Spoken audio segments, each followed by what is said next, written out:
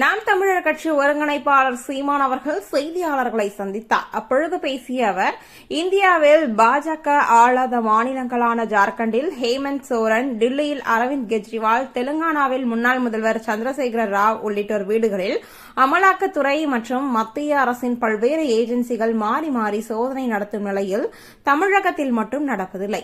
திமுக தலைவராகவும் தமிழக முதல்வராகவும் இருக்கும் ஸ்டாலின் வீட்டிற்கோ அவர் தொடர்புடைய இடங்களிலோ சோதனை நடத்தப்படுவதில்லை.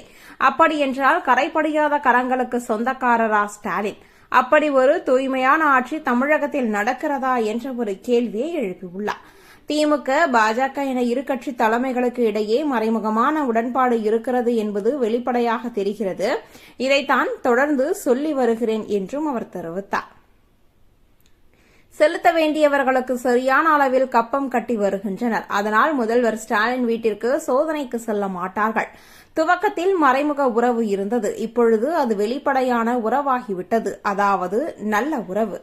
பாஜக ஆளும் மாநில முதல்வர்களும் அமைச்சர்களும் பிரதமர் மோடியை சந்திக்க அப்பாயின்மெண்ட் கேட்டு அழைப்புக்காக பல நாட்கள் காத்திருப்பதாக சொல்கின்றனர்.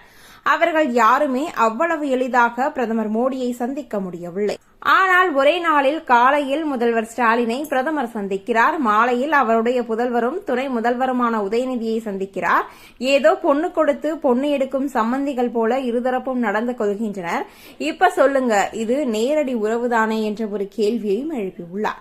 அதிமுகவுடன் கூட்டணியில் பாஜக இருந்தது. அப்பொழுது அதிமுக கட்சி நிகழ்ச்சிக்காக பிரதமர் மோடியை அழைத்துள்ளனர். ஆனால் அதற்கு மோடியோ பாஜக மூத்த தலைவர்களோ யாருமே வரவில்லை.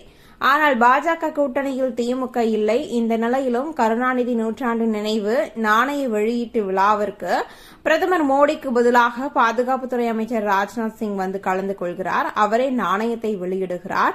இதன் மூலம் பாஜகவுடன் யார் நெருக்கமான கூட்டணி வைத்துள்ளனர் என்பது யாருக்கும் சொல்லி தெரிய வேண்டியதில்லை. கேட்டால் நாங்கள் சித்தாந்த ரீதியில் பாஜகவை எதிர்க்கும் ஒரே கட்சி என திமுகவினர் தங்களுக்கு தாங்களே பட்டம் சூட்டி பெருமை கொள்கின்றனர்.